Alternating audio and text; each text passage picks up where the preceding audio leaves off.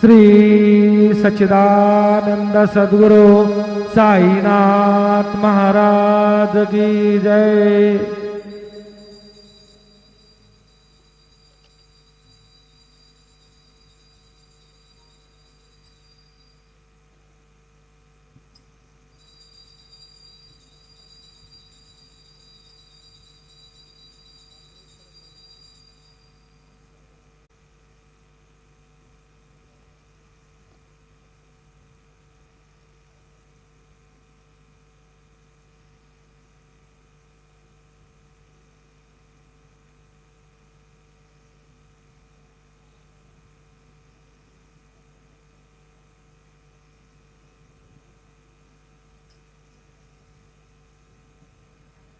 आता धूप आरती सुरू होत आहे। सर्वांनी एका सुरात आरती मनावी। अब धूप आरती शुरू हो रही है। आप सब एक सुर में आरती गाइए। श्री सच्चिदानंद सद्गुरु साईनाथ महाराज की जय। आरती साई बाबा सौख्यदातार जीवा चरण रजातली व्यावा दासा विसावा भक्ता विसावा।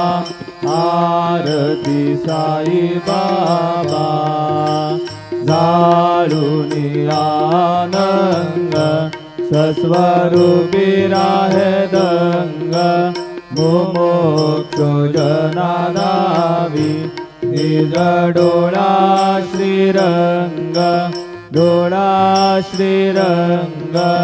आरती साई बाबा जयामनी जैसा भाव कया तैसानुभव दावी श्रीदया गना ऐसी तुझी ही माव तुझी ही माव। आरती साई बाबा तुमचे नाम ध्याता हरे संस्कृती व्यथा अगाध तव करणी मार्ग दाविसी अनाथा दाविसी अनाथा। आरती साई बाबा कलियुगी अवतार सगुण पर ब्रह्म साचार अवतीर्ण झाला से स्वामी दत्त दिगंबर दत्त दिगंबर। आरती साई बाबा आठा दिवसा गुरुवारी भक्त गरी दिवारी प्रभु पद पावया भव भय निवारी भय निवारी। आरती साई बाबा माझा निज द्रव्य ठेवा तव चरण रज सेवा मागणे हेची आता तुम्हा देवाधिदेवा देवाधिदेवा। आरती साई बाबा इच्छित दीन चादद निर्मल तोय निज सुख पाजावे माधवाया सांभाळ आबोली भाग आबोली भाग।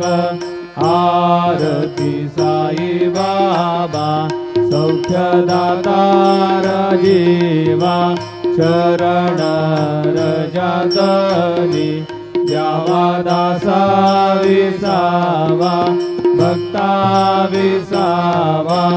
आरती साई बाबा शिर्डी माझे पंढरपूर साई बाबा रमावर बाबा रमावर साई बाबा रमावर।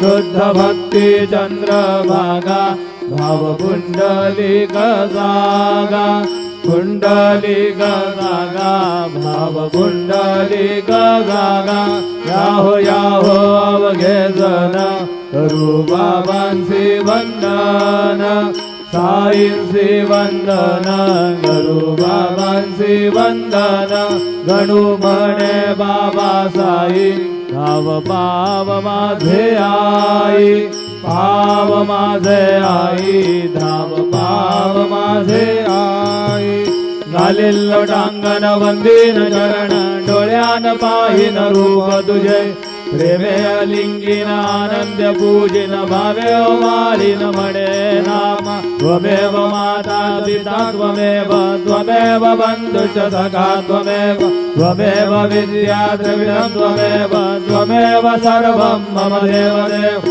कायेन वाचा मनसेन्द्रियेण वा बुद्ध्यात्मना वा प्रकृति स्वभाव करोमि यद्यत् सकलं परस्मै नारायणायति समर्पयामि अच्युतं केशवं राम नारायणं कृष्णदामोदरं वासुदेवं श्रीधरं माधवं गोपिका वल्लभं जानकी नायकं रामचन्द्रं भजे हरे राम राम राम हरे हरे हरे कृष्ण कृष्ण कृष्ण हरे हरे श्री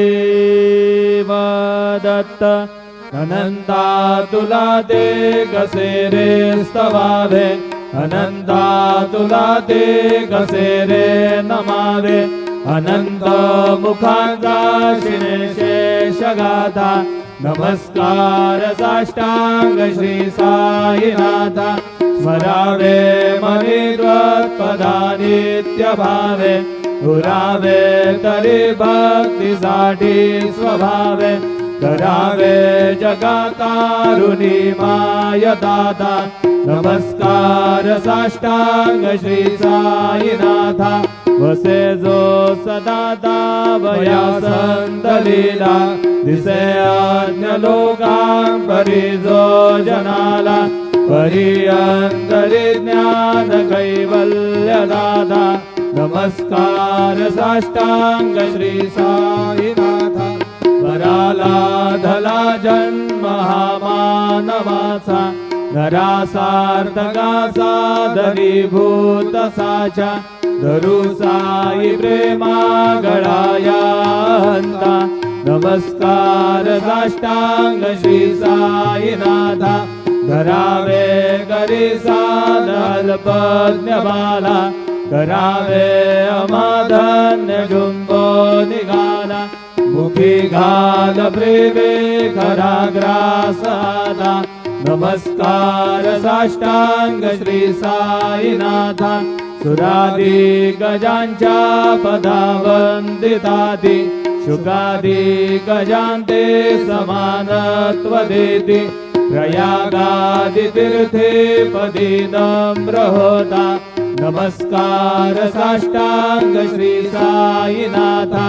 तुझ्या ज्या पदा पाहता गोपवाली सदा रंगलीची स्वरूपी मिळाली करी रास क्रीडा सवे कृष्णनाथा नमस्कार साष्टांग श्री साईनाथा तुला मागतो मागणे कद्यावे करा जोडितो दीन अत्यंत भावे भवी मोहनी राज हातारी आता नमस्कार साष्टांग श्री साईनाथा ऐसा ये वासाई दिगंबरा अक्षय रूपावतारा सर्व व्यापक तू श्रुती सारा अनुसया त्रिकुमारा बाबा ये वा काशी स्नान जप प्रतिदिवशी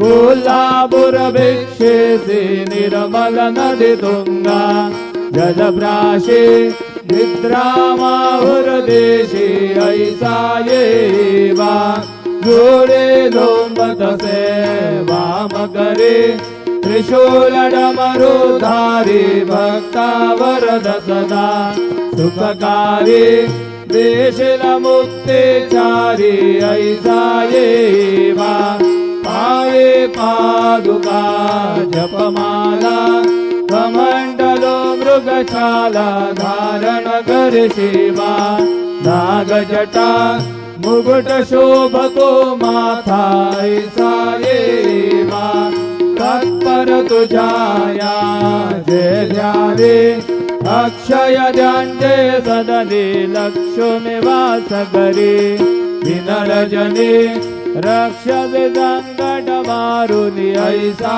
देवा यावर ध्यान तुझे गुरुराया दृश्य करे नयनाया पूर्णानंद सुखे ही काया लावे से हरे गुण गाया ऐसा ये साई दिगंबरा अक्षय रूपावतारा सर्वै व्यापक तू श्रुति सारा अनुसया त्रिकुमारा बाबा ये सदा सत्स्वरूपं चिदानंद गंधं जगत्संभवस्थान संहार हेतुं स्वभक्तेच्छयामानुषं दर्शयन्तं नमामीश्वरं सद्गुरु साईनाथं भवद्बान्धवितमो समार्ताण्डमीड्यं मनोवागतीतं मुनिर्ध्यानगम्यं जगद्व्यापकं निर्मलं निर्गुणं त्वां नमामीश्वरं सद्गुरु साईनाथं भवाम्भोधिमग्नार्दितानां जनानां स्वपादाश्रितानां स्वभक्तिप्रियाणां समुद्धारणार्थं कलौ सम्भवन्तं नमामीश्वरं सद्गुरु साईनाथं सदानिम्बवृक्षस्य मूलादिवासात् सुधास्राविणं तीर्थमप्यप्रियन्तम् करुङ्गलपवृक्षादिकं साधयन्तं नमामीश्वरं सद्गुरुं साईनाथं सदा कल्पवृक्षस्य तस्यादिमूले भवद्भावबुद्ध्या सपर्यादिसेवा नृणां कुर्वतां मुक्तिप्रदन्तं नमामीश्वरं सद्गुरुं साईनाथम् अनेकाश्रुतादर्ग्यलीला विलासै समावेशकृतेशानभास्वत्प्रभावम् अहं भावहीनं रसन्नात्मभावं नमामीश्वरं सद्गुरुं साईनाथं सदां विश्रमारामदेवाभिरामं सदा सज्जनैः संस्तुतं सन्नमद्भिः जनामोददं भक्तवदरप्रदन्दं नमामीश्वरं सद्गुरुं साईनाथम् अजन्माद्यमेकं परब्रह्म साक्षात् स्वयं सम्भवं राममेवावतीर्णं भवद्दर्शनात् सम्पुनीता प्रभोऽहं नमामीश्वरं सद्गुरुं साईनाथम् श्री साईश कृपानिधे किल नृणां सर्वार्थसिद्धप्रद युष्मत्पादरज प्रभावमधुरं धाता विभक्ता क्षमः सद्भक्त्या शरणं कृताञ्जलिपुटं सम्प्रापितोऽस्मि प्रभो श्रीमत्साई परेश पादकमला नान्यच्छरण्यं मम साई रूपधर राघवोत्तमं भक्तकामविबुधद्रुमं प्रभुं माययोपहत चित्तशुद्धये चिन्तयाम्यहर्निशं मुदा शरत्सुधांशु प्रतिमं प्रकाश कृपादपत्रं तव साईनाथ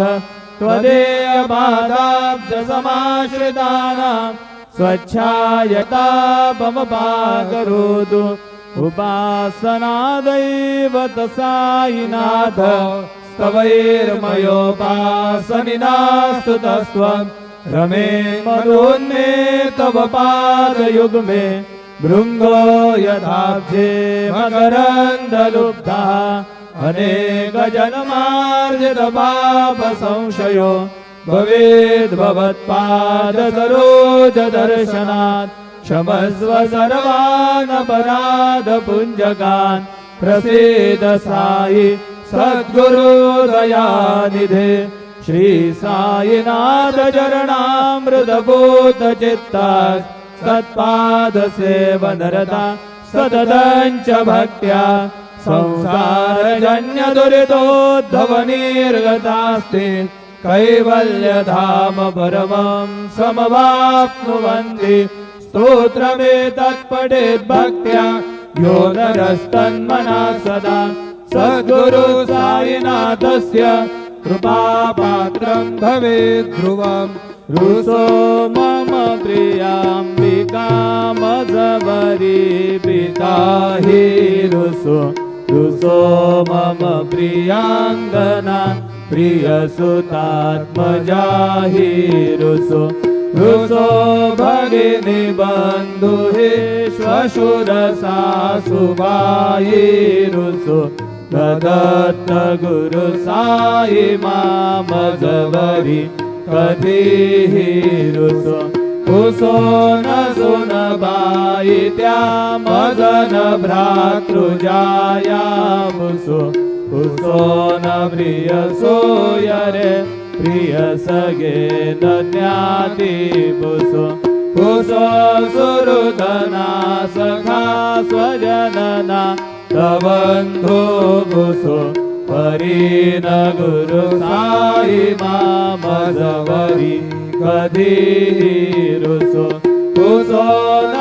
बलामुले तरुण वृद्ध हीना बुसो कुसो न गुरु धागुडे मदन घोर साने पुसो कुसो न जबले बुरे सुजन साधु हीना पुसो परीन गुरु साई मामजबरी कधीहि रुसो रुसो चतुर तत्त्वविद् विबुध प्राज्ञानी रुसो रुसो हि विदुषी स्त्रिया कुशल पंडिता हि रुसो रुसो महीपतीयति भजगतापसी हि रुसो न दत्त गुरु साई मामजबरी कधीहि रुसो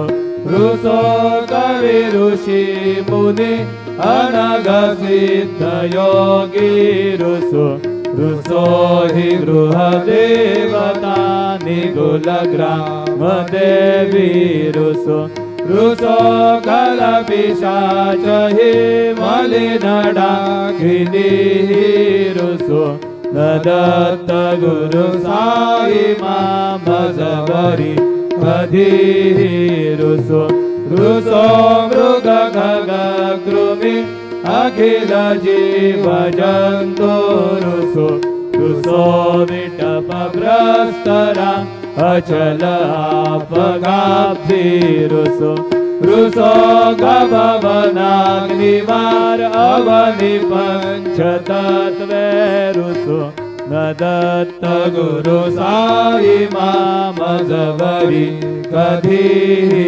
रुसो रुसो विमल किन्नरा अमल यक्षणी रुसो रुसो शशि खगादिः गगनि तारका रुसो रुसो अमर राजहि अदय धर्म राजा रुसो न दत्त गुरु साई मामजबरी कधीहि रुसो रुसो मन सरस्वती चपल चित्त तेहि रुसो रुसो वपुदिशा किला कठिन काल तो हि रुसो रुसो सकल विश्व हि मयि तु ब्रह्म गोलम रुसो न दत्त गुरु साई मा मजवरी कधीही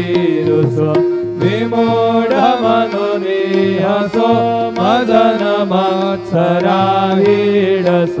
पदाभिरुचि उल्हसो जननगर दमीना बसो गदुर्गधृतीचा धसो शिव भाव मागे घसो प्रपंची मन हेरुसो दृढ विरक्ती चित्ती डसो कुणाचे हे घृणानसो न च स्पृहा कशाची असो सदैव हृदये वसो मनसि ध्यानि साई वसो कधी प्रणय वोरसो निखिल दृश्य बाबा दिसो दत्त गुरु साई मा उपरि याचने लारुसो हरि ओम यज्ञेन यज्ञमयजन्त देवा स्थानि धर्माणि बृहतमान्यासन्न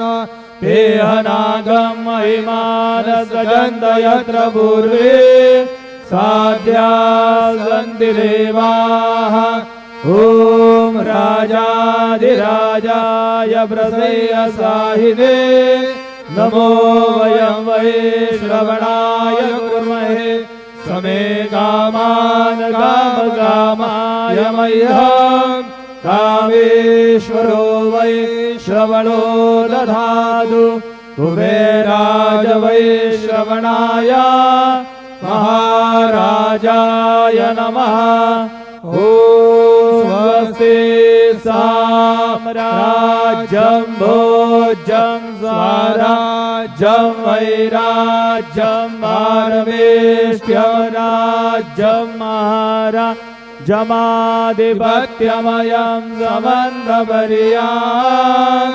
ईशात् सार्वभौमः सार्व ईशान्नादात् परार्धात् पृथिव्यै समुद्रपर्यन्ताय एकराळदेशश्लोको विगीतो मरुतः परिवेष्टारो मरुतस्यावसङ्गृहे आवीक्षितस्य कामप्रेर्विश्वे देवा सभासद श्रीनारायण वासुदेवाय सच्चिदानंद सद्गुरु साईनाथ महाराज की जय। करचरण कृतं वा गायजं धर्मजं वा श्रवणनयनजं वा मानसं वा पराधं वेदं वा सर्ववेद क्षमस्व। जय जय करुणाब्धे श्री प्रभो साईनाथ श्री सच्चिदानंद सद्गुरु साईनाथ महाराज की जय। राजा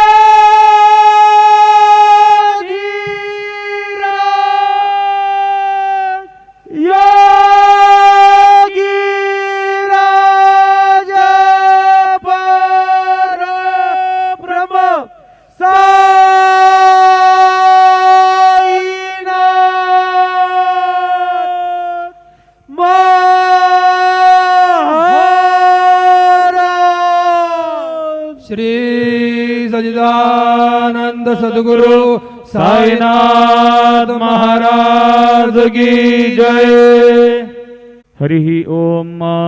अस्मे रुद्रामे हना बर्बदासो वृद्रहत्ये भरहूतौ सजोखाः जहा शग्गो सदेस्तुवदे धायि वज्र इन्द्रज्येष्ठा अस्माववन्तु देवाः शन्दो देवीरभिष्टय आपो भवन्तु बीदये शञ्जोरविस्रवन्तु नः मनोजवं मारुततुल्यवेगं जितेन्द्रियं बुद्धिमतां वरिष्ठं वातात्मजं वानरयूतमुख्यं श्रीरामदूतं शरणं प्रपद्ये। गुरुर्ब्रह्मा गुरुर्विष्णु गुरुर्देवो महेश्वरः गुरुः साक्षात् परब्रह्म तस्मै श्री गुरवे नमः। सद्गुरु साईनाथ देवताभ्यो नमः। सायं पूजनार्थे चरणकमलेभ्यो नमः। चन्दनं समर्पयामि त्वाङ्गन्धर्वा अगणौ स्वामिन्द्रस्त्वां बृहस्पतिः त्वामुखदे सोमो राजा विद्वान्यक्ष्मादमुच्यत। चन्दनं समर्पयामि चन्दनस्योपरि अक्षतां समर्पयामि। कुलायिनि घृतवती पुरन्धिः स्योने सीदसदने पृथिव्याः अभित्वा रुद्रावसवो गृह्णन्त्विमा ब्रह्मपीभिः सौ भगायाश्विनाध्वर्जु साधयतामि हत्वा। हरिद्रादि सकलसौभाग्यमाङ्गलिकद्रव्याणि समर्पयामि। ऋतुकालोद्भव पुष्पाणि समर्पयामि। ओखधीः प्रतिमोदध्वं पुष्पवतीः प्रसूवरीः अश्वा इव सजित्वरिर्विरुधः पारैष्णवाः। ऋतुकालोद्भव पुष्पाणि समर्पयामि। सायङ्काले नैवेद्यः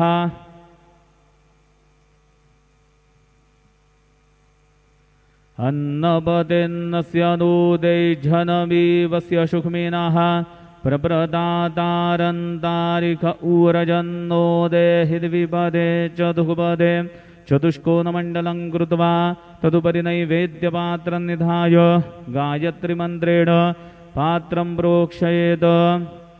ऋतन्त्वा सत्येन परिहिञ्चामि धेनुमुद्रयाम् अमृतीकृत्य गरासमुद्रया। ॐ प्राणाय स्वाहा। ॐ अपानाय स्वाहा। ॐ व्यानाय स्वाहा। ॐ उदानाय स्वाहा। ॐ समानाय स्वाहा। ॐ ब्रह्मणे नमः। नैवेद्यमध्ये पानीयं समर्पयामि। पुनर्नैवेद्यं निवेदयामि। ॐ प्राणाय स्वाहा। ॐ अपानाय स्वाहा। ॐ व्यानाय स्वाहा। ॐ उदानाय स्वाहा। ॐ समानाय स्वाहा। ॐ ब्रह्मणे नमः। नैवेद्यं समर्पयामि। हस्तप्रक्षालनं समर्पयामि। मुखप्रक्षालनं समर्पयामि। शेषोपचारार्थे प्रार्थनापूर्वकनमस्कारं करोमि।